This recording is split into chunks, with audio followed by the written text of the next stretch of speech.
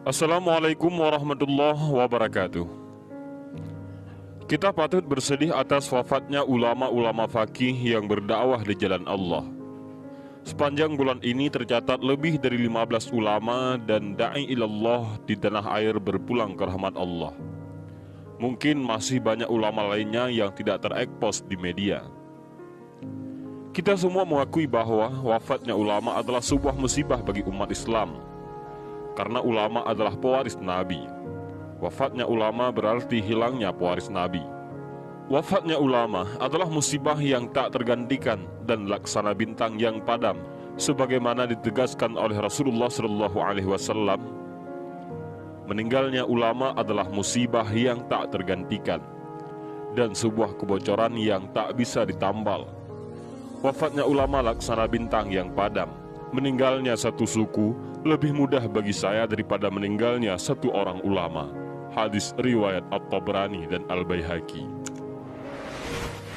Musibah dalam agama diibaratkan oleh Nabi laksana bintang yang padam.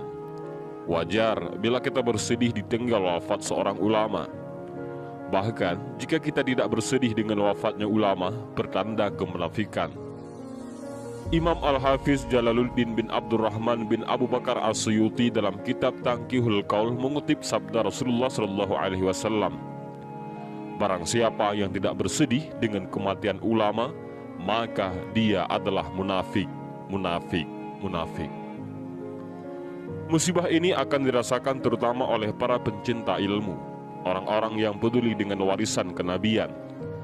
Seorang tabi'in, perawi yang hadisnya tersebar di Kutubus Sittah, Imam Ayyub As-Siktiani rahimahullah pernah berkata, sebagaimana dikutip Imam Abu Nuaim dalam Hilyah Al-Awliya, sesungguhnya aku diberitakan mengenai wafatnya seorang ahlus sunnah, seakan-akan aku kehilangan sebahagian anggota tubuhku. Kesedihan yang benar sebab ditinggal wafat seorang ulama bukanlah kesedihan berdasar nafsu karena kehilangan fisiknya. Kesedihan sejati adalah karena kehilangan orang yang mentransfer warisan kenabian pada umat. Umat Islam kehilangan orang yang membimbing di jalan kebenaran sesuai dengan cahaya ilmu pengetahuan. Umat kehilangan orang yang dalam dadanya tersimpan mutiara ilmu yang diperlukan dalam menjalani kehidupan. Sehingga wafatnya ulama bermakna kehilangan ilmu pengetahuan.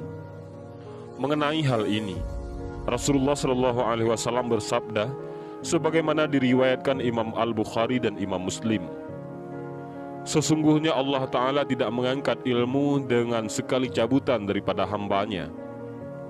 Akan tetapi Allah mengangkat ilmu dengan mewafatkan para ulama. Ketika tidak tersisa lagi seorang ulama pun, manusia merujuk kepada orang-orang bodoh. Mereka bertanya, maka mereka orang-orang bodoh itu berfatwa tanpa ilmu. Mereka sesat dan menyesatkan. Imam An-Nawawi rahimahumullah dalam syarah Sahih Muslim menjelaskan makna hadis itu adalah, hadis ini menjelaskan bahwa maksud diangkatnya ilmu yaitu sebagaimana pada hadis-hadis sebelumnya secara mutlak, bukanlah menghapuskannya dari dada para penghafalnya, akan tetapi maknanya adalah wafatnya para pemilik ilmu tersebut. Manusia kemudian menjadikan orang-orang bodoh untuk memutuskan hukum sesuatu dengan kebodohan mereka. Akhirnya mereka pun sesat dan menyesatkan orang lain. Ketika ilmu pengetahuan tentang ajaran agama diangkat Allah dari muka bumi ini, maka ini pertanda usia bumi tidak lama lagi. Satu persatu ulama diwafatkan adalah pertanda keping-keping bumi mulai dirontokkan. Beberapa penafsir Al-Quran dari kalangan sahabat Nabi dan tabi'in mengatakan bahwa yang dimaksud dalam ayat berikut ini adalah kehancuran bumi dengan diwafatkannya para ulama. Dan apakah mereka tidak melihat bahwa sesungguhnya kami mendatangi bumi, lalu kami kurangi daerah-daerah itu sedikit demi sedikit dari tepi-tepinya.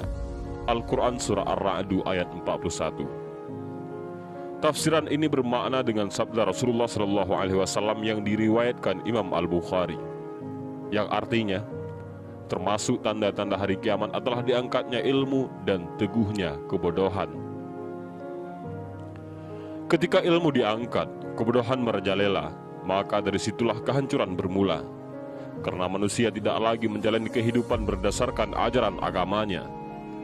Diriwayatkan Al-Imam Muslim, Rasulullah SAW bersabda, zaman saling berdekatan, ilmu dihilangkan, berbagai fitnah bermunculan, kebakilan dilemparkan ke dalam hati, dan pembunuhan semakin banyak.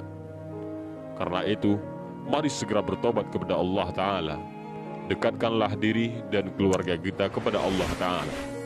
Mohonlah kepada Allah untuk menguatkan iman, dan semoga kita semua senantiasa dalam hidayah dan taufiknya Allah. Inilah video singkat, mudah-mudahan bermanfaat. Wallahu a'lam bishawab. Assalamualaikum warahmatullahi wabarakatuh.